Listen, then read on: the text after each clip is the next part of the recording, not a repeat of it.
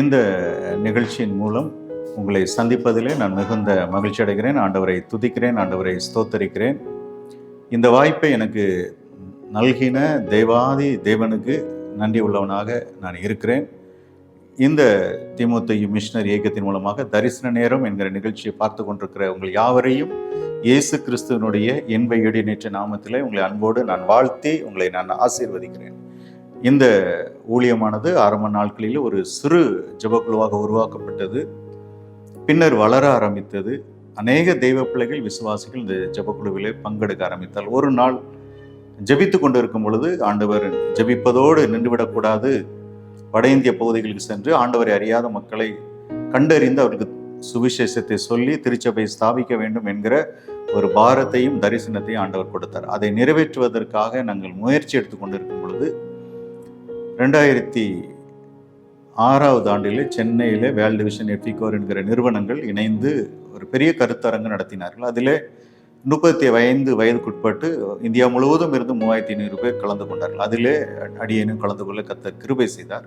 அதிலே இந்த 2006 வரைக்கும் இந்திய தேசத்தில் எங்கெல்லாம் சுவிசேஷம் அறிவிக்கப்பட்டிருக்கிறது, எங்கெல்லாம் சுவிசேஷம் அறிவிக்கப்படவில்லை, எங்கெல்லாம் திறந்த வாசல் இருக்கிறது, எங்கெல்லாம் எதிர்ப்பு இருக்கிறது, எங்கெல்லாம் ஊழியர்கள் பாதங்கள் பட்டிருக்கிறது, எங்கெல்லாம் பாதங்கள் படவில்லை என்கிற எல்லா விஷயங்களையும் எங்களுக்கு எல்சிடி மூலமாக காண்பித்து புஸ்தகமாக அச்சிட்டு கையில் கொடுத்தாங்க. அப்பொழுது அதில் என்னோடு கூட அந்த கூட்டத்தில் கலந்து கொண்ட ஒரு தம்பி, நான் இருக்கிற மராட்டிய மாநிலம் வாருங்கள், மகாராஷ்டிரா வாருங்கள், ஆண்டவரை அறியாத மக்கள் மத்தியிலே நான் ஊழியத்தை செய்ய நான் அர்ப்பணம் செய்திருக்கேன். நான் இருக்கிற அந்த மகாராஷ்டிரா மாநிலம் சந்திரப்பூர் மாவட்டத்தில் அநேக கிராமங்களிலே ஊழியர்களுடைய பாதங்கள் படாத பகுதிகள் எண்ணற்ற பகுதிகள் இருக்கிறது என்று சொல்லி என்னுடைய விலாசத்தையும் அவனிடத்தில் கொடுத்து, அவனுடைய விலாசத்தை என்னிடத்தில் கொடுத்து கிட்டத்தட்ட ஓராண்டு என்னிடத்தில் ஃபோன் மூலமாக ஒவ்வொரு நாளும் தொடர்பில் இருந்தார். ஆனால் ஒரு நாள் ஜெபக்குழுவிலே நாங்கள் பகிர்ந்து கொண்ட பொழுது ஆண்டவர் எனக்கு ஊழியத்தை செய்ய வேண்டும், வட இந்தியா புறப்பட்டு போக வேண்டும் என்ற தரிசனத்தை கொடுத்தா. குடும்ப ஜெபம் பண்ணும் பொழுது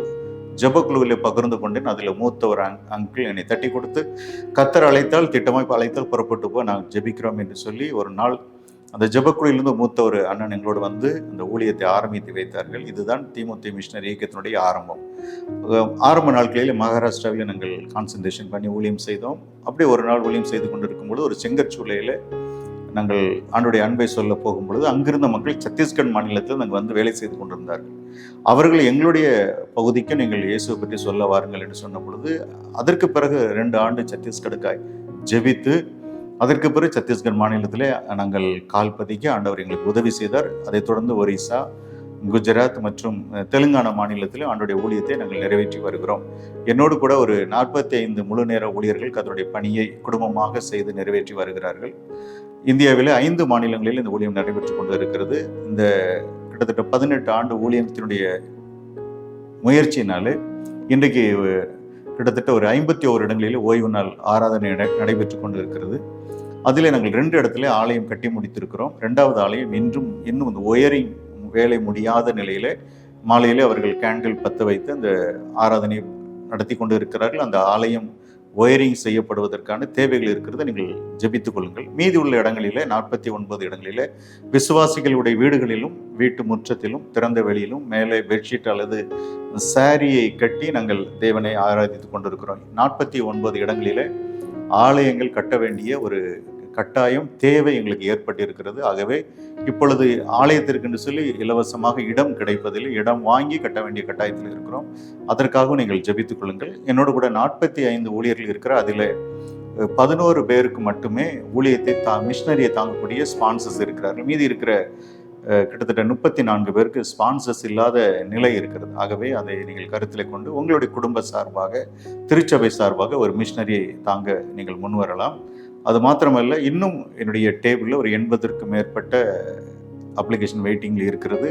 ஊழியத்தை செய்ய விருப்பமாக இருக்கிற வட இந்திய தம்பி தங்கச்சிமார் ஊழியத்தை செய்வதற்கு அர்ப்பணம் செய்திருக்கிற எடுத்து பயன்படுத்த முடியாத நிலை இருக்கிறது. ஆகவே இன்னும் அறுப்பு மிகுதி, வேலையாட்களை கொஞ்சம். நீங்கள் என்ன செய்யலாம் என்று சொல்லி இந்த நிகழ்ச்சி சொல்ல நான் விரும்புகிற காரியம், முதலாவது இந்த ஊழியத்திற்காக நீங்கள் தனிப்பட்ட முறையில் நீங்கள் ஜெபிக்கலாம். 2வது, நீங்கள் குடும்பமாக கூடி ஜெபிக்கலாம். அல்லது தெருக்களிலே ஒரு தெருவிலே நீங்கள் 4 அல்லது 5 கிறிஸ்தவ குடும்பங்கள் இருந்தால் நீங்கள் கூடி வாரத்துக்கு ஒரு நாள் ஒரு மணி நேரம் இந்த ஊழியத்திற்காக நீங்கள் ஜெபிக்கலாம்.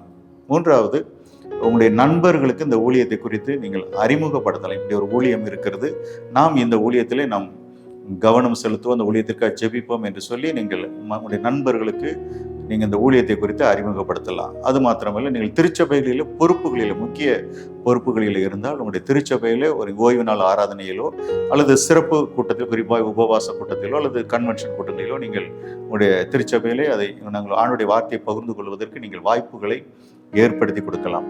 4வது, நீங்கள் பணித்தலங்களை வந்து நீங்கள் பார்வையிடலாம். இப்படிப்பட்ட ஊழியம் ஒன்று இருக்கிறதா என்று சொல்லி உங்களுக்கு ஒரு கேள்வி எழலாம் அல்லது சந்தேகங்கள் எழும்பலாம். ஆகவே நீங்கள் தாராளமாக பணித்தளத்தை வந்து நீங்கள் பார்வையிடலாம். அது மாத்திரமல்ல, எங்களுக்கு இன்னும் தேவையான பொருட்களை குற்றங்களை வேதாகமும், ஹிந்தி வேதாகமும், நூற்றுக்கணக்கான வேதாகமும் எங்களுக்கு தேவைப்படுகிறது. ஆகவே இந்த சாதாரண ஒரு வேதாகமம் வாங்குவதற்கு கிட்டத்தட்ட 165 ரூபாய் எங்களுக்கு வேதாகமம் தேவைப்படுகிறது. நீங்கள் இந்த நிகழ்ச்சி மூலம் பார்க்கிறவர்கள் வேதாகமம் வாங்குவதற்கு நூற்றுக்கணக்கான வேதாகமம் தேவைப்படுகிறது. அது மாத்திரமல்ல, வாங்கி கொடுப்பதற்கு நீங்கள் உதவி செய்யலாம். புதிய ஏற்பாடு பல ஆயிரங்கள் எங்களுக்கு தேவைப்படுகிறது. ஹிந்தி புதிய ஏற்பாடு பல ஆயிரங்கள் தேவைப்படுகிறது. அதற்கென்று சொல்லி நீங்கள் உதவி செய்யலாம். அது மாத்திரமல்ல, பணித்தளத்தில் எங்களுக்கு டோலக் அடித்து பாடுவார்கள், அது தேவைப்படுகிறது. சில இடங்களில் ஜாலர் அடித்து பாடுவார்கள், ஜாலர் எங்களுக்கு தேவைப்படுகிறது. கிட்டத்தட்ட ஒரு 3 2 வீலர் அவசரமாக எங்களுக்கு தேவைப்படுகிறது. நீங்கள் அதற்கென்று சொல்லி பிரத்யேகமாக உதவி செய்யலாம். இது தவிர நீங்கள் பணித்தளத்துக்கு என்ன செய்ய விரும்புகிறீர்களோ, கர்த்தர் உங்களுக்கு என்ன செய்ய விரும்புகிறாரோ அதை நீங்கள் செய்யலாம். குறிப்பாக நீங்கள் ஜெபியுங்கள், பணித்தளங்களை வந்து பாருங்கள். கர்த்தர் செய்கிற மகத்தான காரியங்களை நீங்கள் அறிந்து கொள்ள முடியும்.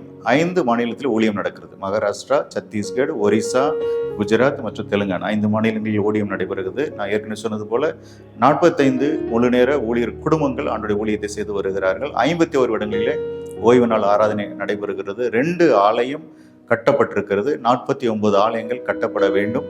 இன்னும் நூற்றுக்கணக்கான மிஷினரிகள் எங்களுக்கு தேவை. அவர்கள் எடுத்து பயன்படுத்த முடியாத நிலை இருக்கிறது.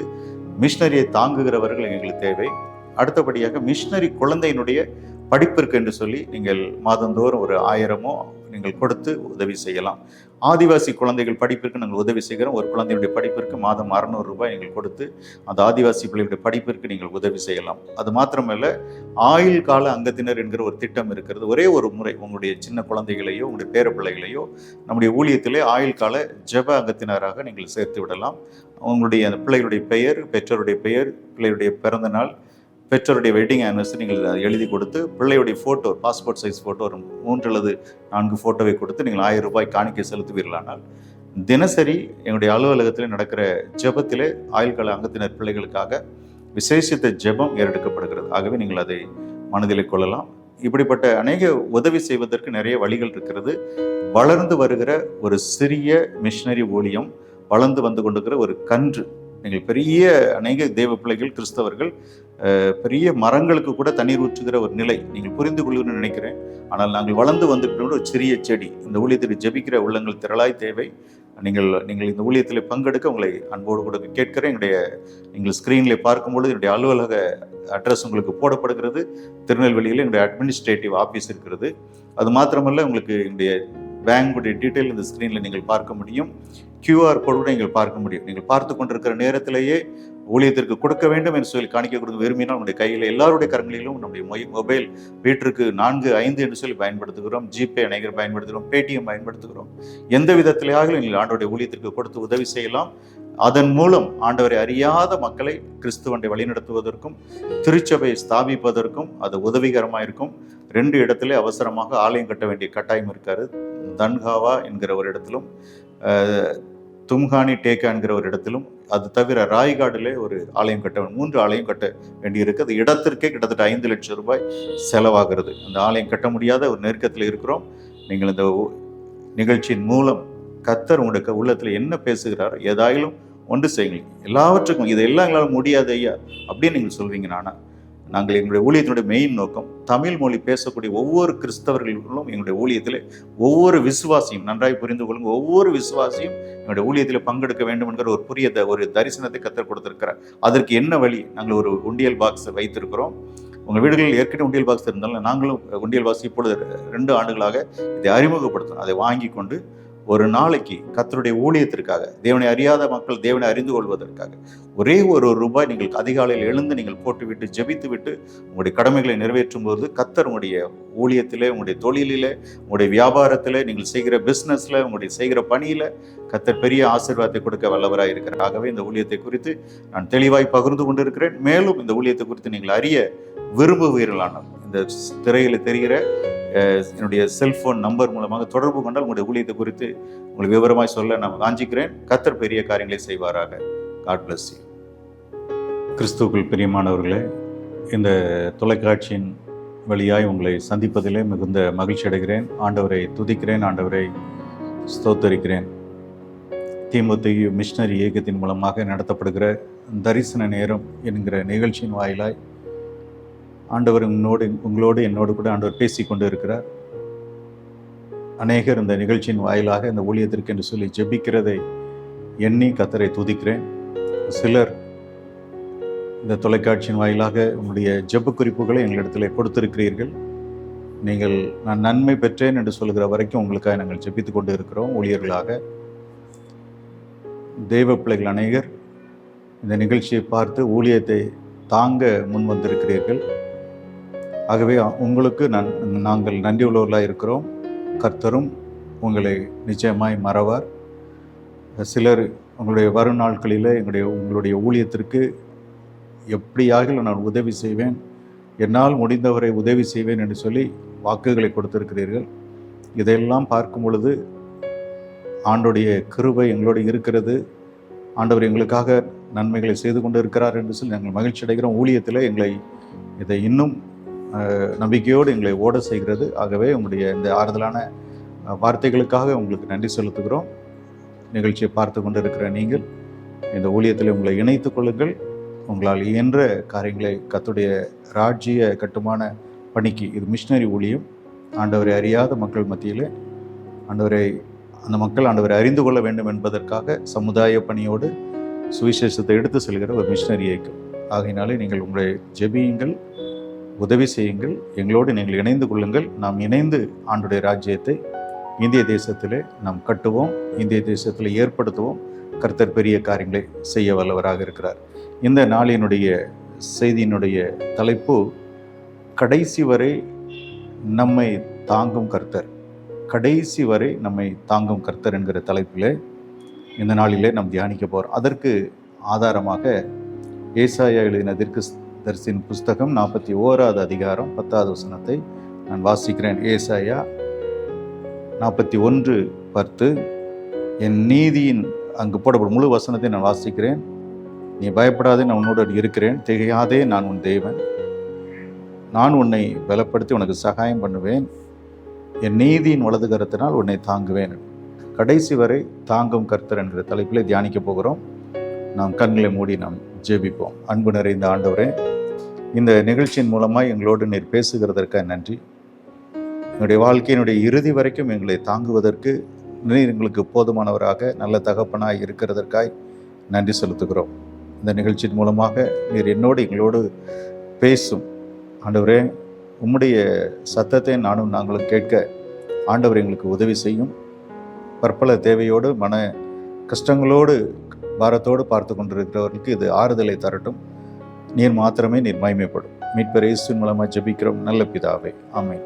பிரியமானவர்களே, இந்த வசனத்தில் நாம் பார்க்கிறோம், என் நீதியின் வலது கரத்தினால் உன்னை தாங்குவேன். செய்தியின் தலைப்பு கடைசி வரை நம்மை தாங்கும் கர்த்தர், அவருடைய நீதியின் கரத்தினால். நீதி என்கிற வார்த்தை இதில் வரும் பொழுது நமக்கு நீதி செய்கிற தேவன், நீதியும் செய்து அவருடைய வலது கரத்தினால் நம்மை தாங்குகிறார்.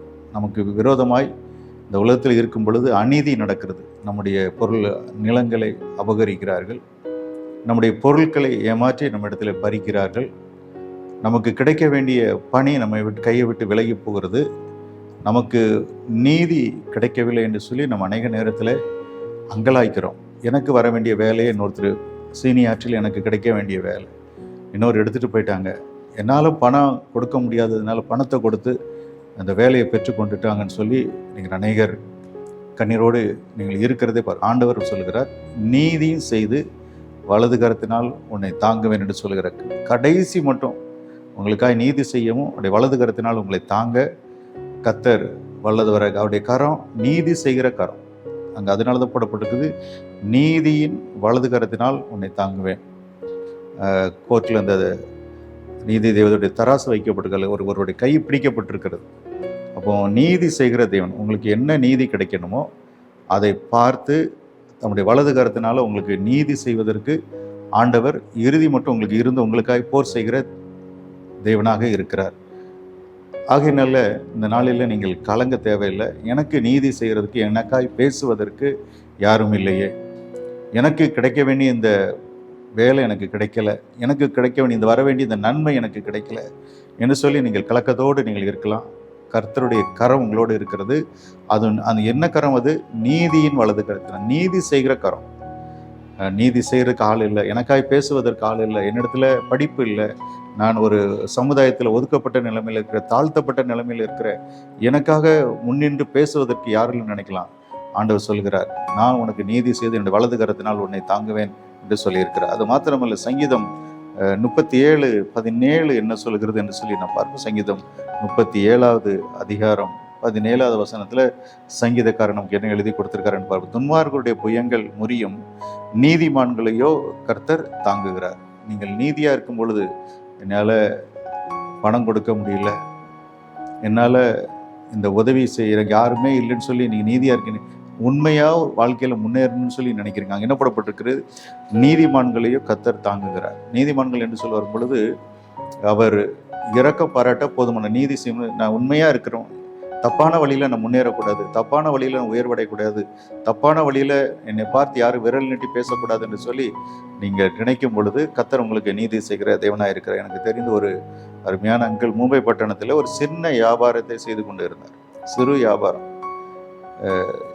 அழுக்கு துணிகளை அவரிடத்துல கொடுப்பார்கள். அதை இன்னொரு டோபீட்டை கொடுத்து அதை துவைத்து அதை அயன் பண்ணி, அதில் ஏதாவது ஸ்டிச்சிங் போனது, கிழிந்த ஆடைகள் இருந்தால் அதை தைத்து அயனிங் செய்து கொடுப்பார். அதில் ஒரு ஆடை அதை துவைத்து அயன் பண்ணி கொடுப்பதற்கு ஒரு குறிப்பிட்ட தொகையை, சின்ன ஒரு தொகையை அவர் அதை ஃபீஸாக, அதுக்குன்னு கட்டணமாக வாங்கி கொண்டு இருந்தார்.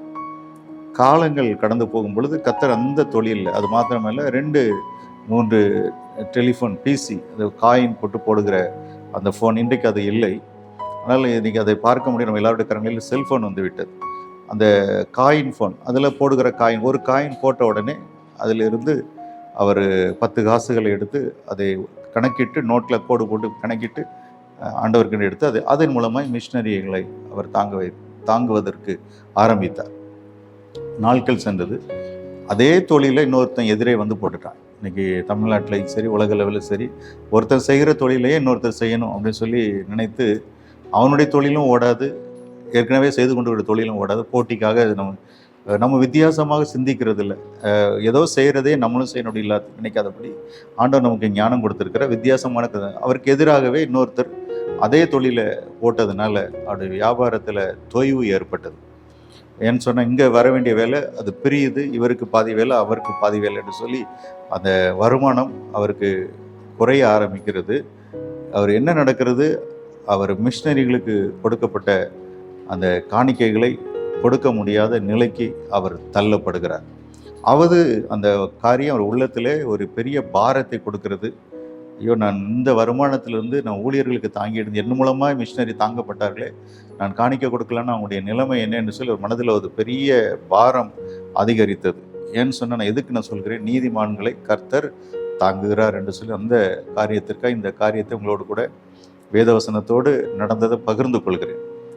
நாட்கள் சென்றது. அவர் ஆண்டவரிடத்தை ஜெபிக்க ஆரம்பித்தார். அந்த மிஷினரி ஊழியத்திற்கு கொடுக்க வேண்டிய காணிக்கைகள் மாத கணக்காக நின்று விட்டது, கொடுக்க முடியலை. ஆனால் ஆண்டவர்கிட்ட அவர் போராடுகிறார். ஆண்டவரே, நான் மிஷினரிக்கு கொடுக்க வேண்டிய காணிக்கை கொடுப்பதற்கு எனக்கு உதவி செய்யும், புதிய வழியை திறந்து தாரோம் என்று சொல்லி ஆண்டவரிடத்தில் கண்ணீரோடு அவங்க குடும்பமாக அவர்கள் அழுது ஜெபிக்கிறார்கள். எங்களுக்கு இல்லாவிட்டாலும் பரவாயில்ல ஆண்டவரே, நாங்கள் கொடுக்குற அந்த காணிக்கையை, மிஷினரி ஊழியத்திற்கு கொடுக்குற காணிக்கை நான் கொடுக்கன்னு சொல்லி அவர் வாஞ்சியோடு கருத்தாய் ஜெபிக்க ஆரம்பித்தார். என்ன நடந்தது என்று சொன்னால், நான் சொல்கிற நீதிமான்களுக்கு கர்த்தர் என்ன செய்கிறார்? இரக்கம் பாராட்டுகிற தேவனாக இருக்க நீதிமான்களை கர்த்தர் தாங்குகிறார், கைவிட மாட்டார் நீதிமான்களை. நீங்கள் நீதி செய்கிற பொழுது, உண்மையாக இருக்கும் பொழுது கர்த்தர் நிச்சயமாக உங்களை கைவிட மாட்டார். ஏதாகிலும் ஒரு விதத்தில் ஆண்டவர் உங்களுக்கு ஒரு வழி அடைஞ்ச மாதிரி இருந்துச்சுன்னா 7 புதிய வழிகளை ஆண்டவர் திறக்க வல்லவர். ஆகையினால நீங்கள் சோர்ந்து விட வேண்டாம். இறுதி மட்டும் கர்த்தர் உங்களை தாங்குவதற்கு வல்லவராக இருக்கிறார். நடந்தது என்ன, திடீர்னு சொல்லி ஒரு நாள் ஐசிஐசிஐ பேங்க்லேருந்து 2 அதிகாரிகள் ஜீப்பில் வராங்க. சார், உங்களுடைய கடையை எங்களுக்கு கொஞ்சம் தரீங்கன்னு சொன்னால், இந்த இடத்துல ஒரு 2 நாங்கள் ஏடிஎம் மிஷினை நாங்கள் வைத்து கொள்கிறோம். உங்களுடைய கடை, அவருடைய கடை கொஞ்சம் நீளமான கடை, உங்களுடைய வியாபாரத்தை நீங்கள் உள் சைடில் நீங்கள் வச்சுக்கோங்க, முன்னாடி ஃப்ரண்ட்டில் இருக்கிற அந்த இடத்த எங்களுக்கு தாங்க, நாங்கள் இத்தனை லட்சம் உங்களுக்கு அட்வான்ஸாக நாங்கள் கொடுக்குறோம், மாதந்தோறும் இவ்வளவு வாடகை உங்களுக்கு கொடுக்குறோம் என்று சொன்ன உடனே அவருக்கு பெரிய ஒரு மகிழ்ச்சி. காரணம் என்ன, அவருக்கு ஏதோ வருமானம் வருகிறது என்பது மகிழ்ச்சி இல்லை, நம்ம இனிமேல் மிஷினரியை தாங்கலாம் என்கிற மகிழ்ச்சியில் சரி என்று ஒத்துக்கொண்டார். அந்த ஐசிஐசி பேங்கின் வழியாக மூத்த அதிகாரிகள் வந்து அந்த கடையை பார்வையிட்டார்கள், அக்ரிமெண்ட் போட்டார்கள். பல லட்சங்களை அவருக்கு அட்வான்ஸு டெபாசிட் தொகையாக அவருக்கு கொடுக்கிறார்கள். மாதந்தோறும் அந்த 2 ஏடிஎம் மிஷின் வைத்ததற்காக மாதம் 25,000 30,000 அவருக்கு வாடகையாக கிடைக்க ஆரம்பித்தது. பெரிய மகிழ்ச்சி. அந்த மிஷினரி ஊழியத்தினுடைய காரியங்களை தொடர்ந்து செய்ய ஆரம்பித்தார். கொடுத்ததை விட மேலாகவும் கொடுக்க ஆரம்பித்தார். இறுதியில் என்ன நடந்தது, அவருடைய பிள்ளைகள் 2 பிள்ளைகள் படித்து அமெரிக்க ஐக்கிய தேசத்தில் அவர்கள் சென்று நல்ல வேலையில் சேர்வதற்கு ஒரு அனுகூலமான வழியை, யாருடைய ரெக்கமெண்டேஷன் இல்லை, அந்த அங்கிள் வந்து படிப்பில் ரொம்ப பின்தங்கியவர், மிகவும் குறைந்த படிப்பு, அவருக்கு இந்த உலகத்தை பற்றிய ஞானம் கிடையாது, ஒரு இங்கிலீஷ் பேச தெரியாது, வாசிக்க தெரியாது. ஆனால் அவருடைய பிள்ளைகள் இன்றைக்கு அமெரிக்க ஐக்கிய தேசத்தில் சென்று பணி செய்கிறார்கள். காரணம், நீதியாய் நடந்த கடைசி வரைக்கும் கர்த்தர் தாங்க வல்லவராக இருக்கிறார். சங்கீதம் 94:18 என்ன சொல்கிறது என்பது அதை நாம் வாசிப்போம். சங்கீதம் 94:18 என்ன எழுதப்பட்டிருக்கிறது, என் கால்கள் சறுக்குகிறது என்று சொல்லும் பொழுது, கர்த்தாவே உம்முடைய கிருபை என்னை தாங்குகிறது. ஆண்டுடைய கிருபை என்னை, கால்கள் சறுக்கும் பொழுது அவருடைய கிருபை நம்மை தாங்குகிறதா இருக்கிறது. ஆண்டவரே, இந்த உலகத்தில் நான் போகும் பொழுது நான் தவறு செய்கிறதுக்கு ஏதுவாக எனக்கு கால்கள் சறுக்குகிற விதமாய் எனக்கு பண ஆசை, பொருளாசை காட்டுகிறார்கள், என்னால் இந்த நீதியாய் நடக்க முடியவில்லை என்று சொல்லும் பொழுது ஆண்டவருடைய கிருபை அதை கால்கள் பிசகாதபடி உங்களை தாங்குகிறதாக இருக்கிறது. இன்னுமாக சங்கீதக்காரன் சங்கீதம் 51:12 என்ன சொல்லியிருக்கிறார் என்பதை பார்ப்போம். உமது இரட்சணியத்தின் சந்தோஷத்தினை திரும்பவும் எனக்கு தந்து உற்சாகமான ஆவி என்னை தாங்கும்படி செய்யும். இங்கே என்ன போடப்பட்டிருக்கிறது, கர்த்தாவே உமது கிருபை என்னை தாங்குகிறது. என்னுடைய கால்கள் சறுக்கும் போது கிருபை தாங்குகிறது. இங்கே உற்சாகமான ஆவி என்னை தாங்குகிறது. ஆண்டவர் உங்களை உற்சாகப்படுத்த, அந்த வாழ்க்கையில் பிரச்சனைகள் வரும் பொழுது சோர்ந்து போகாமல் சந்தோஷத்தோட, அங்கே என்ன சொல்லப்பட்டிருக்கிறது, பவுலடியார் சொல்லும் பொழுது கர்த்தருக்குள் எப்பொழுதும் சந்தோஷமாக இருங்கள் என்று சொல்லியிருக்கிறார். ஆகவே நமக்கு சந்தோஷமாக இருக்க முடியாத நிலைகள் நமக்கு வரும் பொழுது அங்கே சொல்கிற உற்சாகத்தின் ஆவியினால் என்னை தாங்கும்படி செய்யும். உற்சாகமான ஆவி அங்கே சொல்லிருக்கிறது, உமது இரட்சணியத்தின் சந்தோஷத்தை திரும்பவும் எனக்கு தந்து உற்சாகமான ஆவியினால் எனக்கு தாங்கும்படி செய்யும். அந்த உற்சாகமான ஆவி, சோர்ந்து போகிறோம், தேவைகள் அதிகரிக்கும் பொழுது, பிரச்சனைகள் அதிகரிக்கும் பொழுது, கஷ்டங்கள் நமக்கு அதிகரிக்கும் பொழுது நம்ம அறியாமல் என்ன பண்ணுகிறோம், சோர்ந்து விடுகிறோம், நம்முடைய நம்பிக்கை இழந்து விடுகிறோம். இனிமேல் நம்மால் முன்னாடி ஃபார்வேர்டில் போக முடியாது, முன்னேற முடியாது என்கிற சோறு வரும் பொழுது ஆண்டவர் உற்சாகப்படுது, நான் அவங்க கூட இருக்கிறேன், உங்களுடைய இரட்சணியத்தின் சந்தோஷத்தை கொடுத்து, நான் இருக்கிற இரட்சணியம் சந்தோஷத்தை கொடுத்து உற்சாகமான ஆவியினால நம்மை தாங்குகிற தேவனாக இருக்கிறார். ஆகவே இந்த நாளினுடைய தியானத்தின் வாயிலாக கடைசி வரைக்கும் நம்மை தாங்குவதற்கு கர்த்தர் போதுமானவராக இருக்கிறார். ஏசாயா 41:10 படி, நீதியின் வலது கரத்தினால் உன்னை தாங்க. உங்களுக்கு விரோதமாக எழும்புகிற காரியம், உங்களுக்கு கிடைக்க வேண்டிய நீதியை செய்து வலது கரத்தினால் உங்களை தாங்குகிறார் என்று சொல்லி சங்கீதம் ஏசாயா 41:10 பார்க்கிறோம். சங்கீதம் 37:11 சொல்கிறது, தமது கையினால் அவனை தாங்குகிறார். பலவீனத்தில் இருக்கிறவர்களை கர்த்தர் தாங்க வல்லவராக இருக்கிறார். அது மாத்திரமல்ல, அவருடைய கிருபை நம்மை தாங்குகிற சங்கீதம் 94:18 படி அவருடைய கிருபை நம்மை தாங்குகிறது. இன்றைக்கி நம்ம அழியாமல் இருக்கிறோம், நிர்மூலமாகாமல் இருக்கிறோம், இன்றைக்கி இந்த உலகத்தில் வாழ்ந்து கொண்டு இருக்கிறோம். இந்த 2024 நீங்கள் கொஞ்சம் திரும்பி பாருங்கள். 2024 ஜனவரி 1 நம்மளோடு இந்த ஆண்டை தொடங்கினவர்கள் நமக்கு தெரிந்தவர்கள், அறிமுகமானவர்கள், நண்பர்கள், சொந்தங்கள் இந்த உலகத்தில் இல்லை. உலகத்தை விட்டு மரணத்தை சந்தித்து இந்த உலக ஓட்டத்தை முடித்திருக்கிறார். ஆனால் ஆண்டவர் உங்கள் மீதும் என் மீதும் அன்பு வைத்து, கிருபை வைத்து, என்னுடைய பிள்ளை இன்னும் சில காலம் இருக்கட்டும், சில ஆயுசு நாட்களில் பெருக பண்ணுவேன், எதனால் கிருபை தாய்ந்து நம்ம தேசத்திற்கு ஆசீர்வாதமாக இருக்கணும்னு சொல்வதற்கு நமக்கு கிருபை தருகிறார். அது மாத்திரமல்ல, நம்ம சோர்ந்து போகும் பொழுது சங்கீதம் 51:12 படி உற்சாகமான ஆவியினை நம்மை தாங்கும்படி செய்கிறார். நம்ம சோர்வோடு இருக்கிறோம். சில இந்த செய்தியை கொடுக்குறேன். நான் தான் கடந்த 2-3 நாட்களாக சோர்வு, ஊழியத்தினுடைய தேவைகள், ஊழியர்களுக்கு உதவித்தொகைகள் கொடுக்க முடியாத ஒரு நெருக்கம் வந்து என்னை ரொம்ப சோர்வுற பண்ணினது. ஆனால் ஒவ்வொரு மாதமும் 1ஆம் தேதியிலே நாங்கள் எல்லா ஊழியர்களும் அவங்க இருக்கிற இடத்துல 1ஆம் தேதி காலையில் இருந்து மாலை வரைக்கும் நாங்கள் ஜெபத்தில் காத்திருக்கிறோம். அந்த ஜெபத்தில் காத்திருந்ததுக்கு பிறகு இன்றைக்கி ஒரு உற்சாகம், ஆண்டவர் தாங்குவார், ஆண்டவர் நடத்துவார் என்கிற ஒரு நம்பிக்கை. அப்போ ஆண்டவருடைய சமூகத்தில் நம்ம காத்திருக்கும் பொழுது கடைசி வரைக்கும் நம்மை தாங்குகிறதற்கு ஆண்டவர் போதுமானவராக இருக்கிறார். ஆகையில நம்ம இந்த உலகத்தில் இருக்கிற வரைக்கும் நம்ம கலங்க தேவையில்லை. ஆண்டவருடைய பிள்ளைகளை அவர் தாங்குவார், நீதி செய்வார், தப்பு வைப்பார். அது மாத்திரமல்ல, அவருடைய கிருபை நம்மை தாங்கும். உற்சாகமான சோர்ந்து போகிறத உற்சாகத்தை கொடுத்து நம்ம பலப்படுத்த ஆண்டவர் போதுமானவராக இருக்கிறார். இந்த வசனங்களை தியானித்த வசனங்களை நம்முடைய மனதில் பதித்து கொள்வோம். அதை நம்முடைய வாழ்க்கையில் சோர்வுற்ற நீங்கள் இருங்க, உற்சாகம் அடைவோம், சந்தோஷம் அடைவோம். கடைசி வரைக்கும் இந்த உலகத்தில் இருக்கிற வரைக்கும் உங்களையும் என்னையும் தாங்குவதற்கு ஆண்டவர் வல்லவராக இருக்கிறார். அவருடைய கிருபை நம்மை விட்டு விலகாது. அவருடைய கிருபை தான் நம்மை தாங்குகிறது. நம்ம இந்த உலகத்தில் நம்ம எதை இழந்து போனாலும் ஆண்டவருடைய கிருபை நம்ம இழந்து விடக்கூடாது. அதனால் சங்கீதக்காரன் நன்மையும் கிருபையும் என்னை தொடரும் என்று சொல்லி சங்கீதத்தில் எழுதி வைத்திருக்கார். ஆண்டவருடைய கிருபை மட்டும் நம்ம தொடரணும் அப்படின்னு சொன்னால் நம்ம பரிசுத்தமாக நீதியாய் வாழும் பொழுது அவருடைய கிருபை நம்மை தாங்கும். இந்த உலக ஓட்டத்தில் கடைசி வரைக்கும் ஆண்டவர் நம்மை துணை நின்று தாங்க வல்லவராக இருக்கிறார். தலை தாழ்த்தி நாம் ஜெபிப்போம். அன்பு நிறைந்த ஆண்டவரே, இறுதி மட்டும் எங்களை தாங்குவதற்கு நீர் வல்லவராக இருக்கிறீர். உடைய நீதியின் வலதுகரம் எங்களோடு இருக்கிறதுக்கு, எங்களுக்கு நீதி செய்து வலதுகரத்தினால் தாங்குகிறதற்கு நன்றி. என்னுடைய ஆவியை சோர்ந்து போகும்போது உற்சாகமான ஆவி எங்களுக்கு கொடுக்கறதற்கு நன்றி. எங்களை பலப்படுத்தி எங்களை நடத்த சகாயம் பண்ணுவதற்கு வல்லவராக இருக்கிறதற்கு நன்றி ஆண்டவரே. நெருக்கங்கள் வரும்பொழுது, கஷ்டங்கள் வரும்பொழுது, நோய் வரும்பொழுது, மரணப்படுக்கை வரும்பொழுது நாங்கள் துவண்டு விடாதபடி என்னை தாங்குவதற்கு என் தேவன் எனக்கு போதுமானவராய் இருக்கிறார் என்கிற நம்பிக்கையோடு எங்களுடைய வாழ்க்கையில் நாங்கள் கடந்து செல்ல எங்களுக்கு உதவி செய்யும்.